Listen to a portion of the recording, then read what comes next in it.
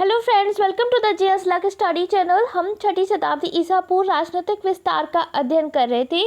ये पार्ट 2 है। इससे पहले मैंने आपको इसी चैप्टर का पार्ट 1 अध्ययन कराया है। अगर आपने वो वीडियो नहीं देखा हो तो प्लीज़ जाके ये वीडियो ज़रूर देखें पार्ट 1 को। तो ये इसका टाइम पीरियड था 600 ईसा पूर्व और ये अध्याय 5 है। तो स्टार्ट करते हैं। जैसा कि हम महाजनपद का अध्ययन कर रहे हैं, ये जो छठी शताब्दी ईसा पूर्व है ये महाजनपद काल है।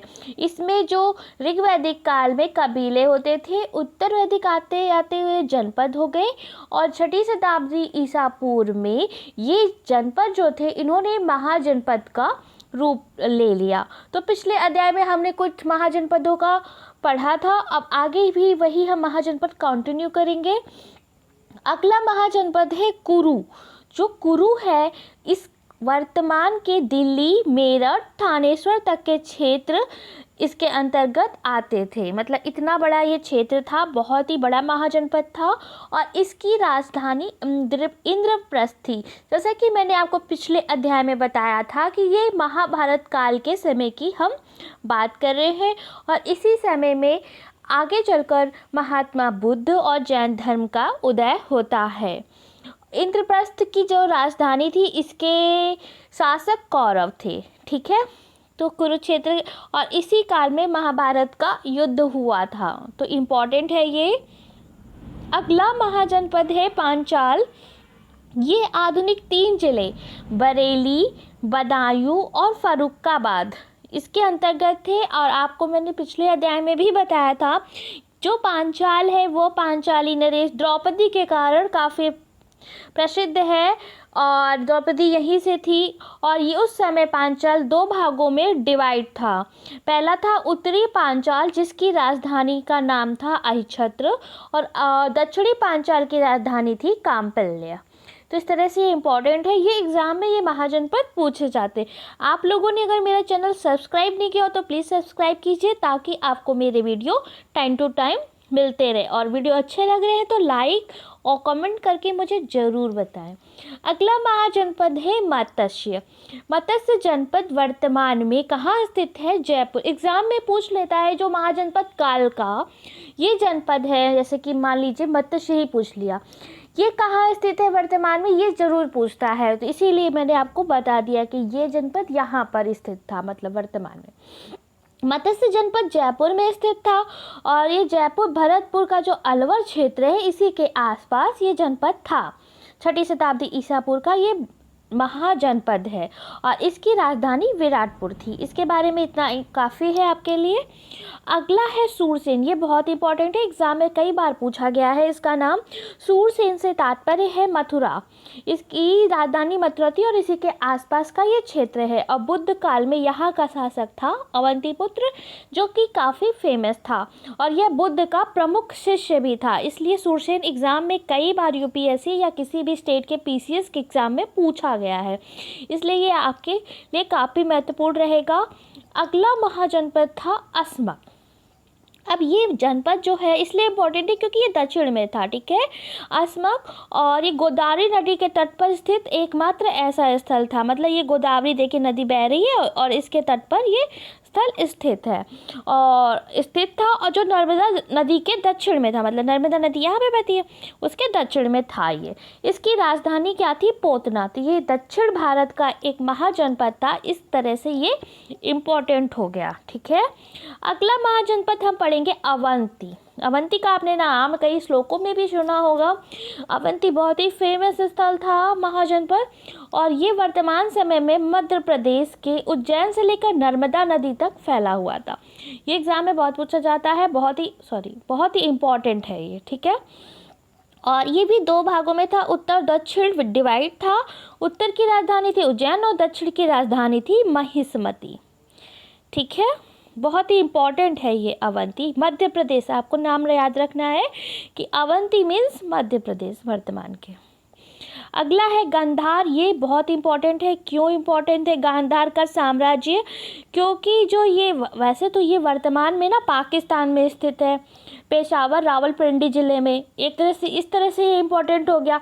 दूसरा जो ये महाभारत काल के समय का हम अध्ययन कर रहे हैं, तो ये जो वो धृतराष्ट्र सुना होगा आपने, कौरवों के जो पिता थे, अगर आपने महाभारत सुनी होगी या देखी होगी, तो जो धृतराष्ट्र थे उनकी जो पत्नी थी गांधारी वो यहीं से थी, और जो शकुनी था यहीं से था। ठीक है, शकुनी इनके मामा थे कौरवों के, और गांधारी के भाई थे। और इसकी राजधानी क्या थी? तक्षशिला। और परवर्ती काल में गांधार पर फारस ने अधिकार कर लिया था। ठीक है, बाद में आके इस पर किसका गांधार पे अधिकार हो गया, ये भी एग्जाम में आ सकता है, तो फारसों ने अधिकार किया था। अगला है महाजनपद कंबोज। ये कंबोज है। कंबोज कहाँ स्थित है? पश्चिमी सीमा का दूसरा महत्वपूर्ण राज्य है, यानी कि ये पश्चिम में है। ठीक है, और इसकी राजधानी क्या थी? हाटक और राजपुर, या राजपुर भी कहते हैं। इतना काफ़ी है इसके लिए।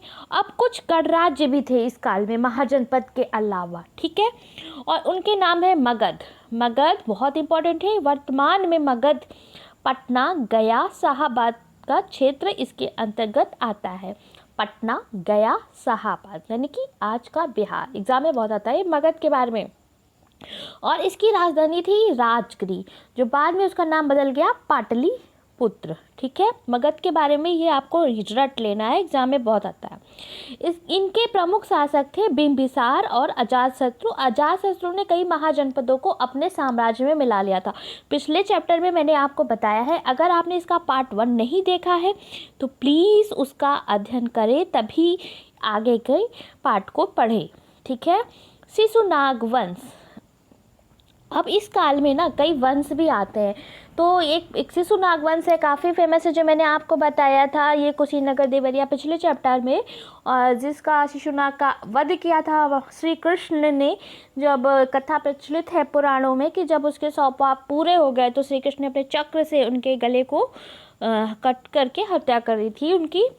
तो इम्पॉर्टेंट है ये। शिशुनाग अवंती को अपने राज्य में शामिल किया था। इसका उत्तराधिकारी कौन था? कालाशोक काल में इनके उत्तराधिकारी कालाशोक के काल में वैशाली में द्वितीय बौद्ध संगीत आयोजित, जो इनके उत्तराधिकारी थे कालाशोक। इस तरह से इम्पॉर्टेंट हो गया कि जो बौद्ध संगीत, दूसरी बौद्ध संगीति, जो सेकेंड बौद्ध संगीति हुई थी, वह कालाशोक के शासनकाल में वैशाली में हुई थी, यहीं पर हुई थी। ठीक है, तो इस तरह से ये इम्पॉर्टेंट हो गया।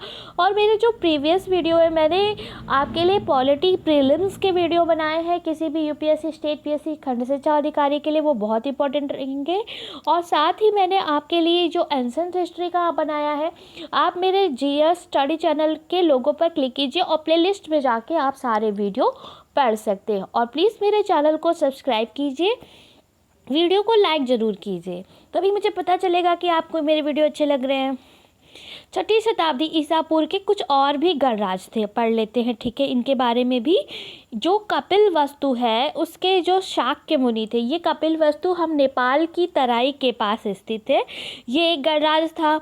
एक गणराज्य था सुमेरगिरी के भर्ग लोग थे, फेमस थे। केशपुत्र के कलाम लोग फेमस थे। रामग्राम के कोली, पावा और कुशीनारा के मल, ये जो मैंने बताया था कि ये जो कुशीनगर था, यहीं पर महात्मा बुद्ध का अंतिम संस्कार किया गया था, इसलिए बहुत इंपॉर्टेंट है। ये भी गणराज्य। पिपली के मौर्य और मिथिला के विदेह और वैशाली के लिच्छवी, काफ़ी ये भी इंपॉर्टेंट इस समय के गणराज्य थे। अब इनके कार्यकाल के हिसाब से आपसे पूछ लेता है। ठीक है, और 6ठी शताब्दी ईसा पूर्व में कई विदेशी आक्रमण हुए थे। इन आक्रमणों का भारत पे राजनीतिक महत्व के साथ साथ सांस्कृतिक कई प्रभाव इन्होंने डाले थे। ईरानी, यूनानी, सिकंदर के आक्रमण जो इस काल में हुए, सिकंदर के आक्रमण हुए थे 326 से 327 ईसा पूर्व के लगभग। और आपने सुना होगा कि सिकंदर की सेना बहुत ही राज्य इन्होंने जीते, और व्यास नदी से क्रॉस करने से इनकी सेना ने इनकार कर दिया कि अब हम बहुत थक गए, अब हम नहीं जा सकते। तो जो ये ईरानी आक्रमण हुए थे, तो ईरानी में एक मॉडल होता है, उसका नाम होता है उल्लूक। भारतीय सिक्कों पर इस मॉडल के सिक्के मिले हैं। तो इससे हमें पता चलता है कि भारत में इस काल में ईरानी आक्रमण हुए थे, 6ठी शताब्दी के समय की खुदाई में मिलते हैं हमें। और इसी तरह से जो यूनानी है, जो अशोक थे, उनका जो स्तंभ मिला है और उसमें जो पशु की आकृति है अशोक स्तंभ में, वो उसमें कई यूनानी प्रभाव हमें दिखाई देता है। इस आधार पे मनाते हैं कि यहाँ पे यूनानी आक्रमण और जो यूनानी कला है और भारतीय कला मिक्स होकर एक कला विकसित हुई थी जिसका नाम है गांधार कला। वो भी इन्हीं आक्रमणों की देन है और गांधार कला के कई बौद्ध मूर्तियाँ इत्यादि बनाई गई थी। इस चैप्टर में इतना ही। अगले चैप्टर में हम इसी अध्याय से पार्ट 3 का अध्ययन करेंगे और 6ठी शताब्दी ईसा पूर्व राजनीतिक विस्तार का हमारा कोर्स पूरा हो जाएगा, मतलब चैप्टर पूरा हो जाएगा। उसके बाद हम लोग बौद्ध धर्म का अध्ययन करेंगे। प्लीज़ मेरे चैनल को सब्सक्राइब कीजिए, वीडियो को लाइक कमेंट जरूर कर मतलब मुझे बताइए। Thank you so much. Have a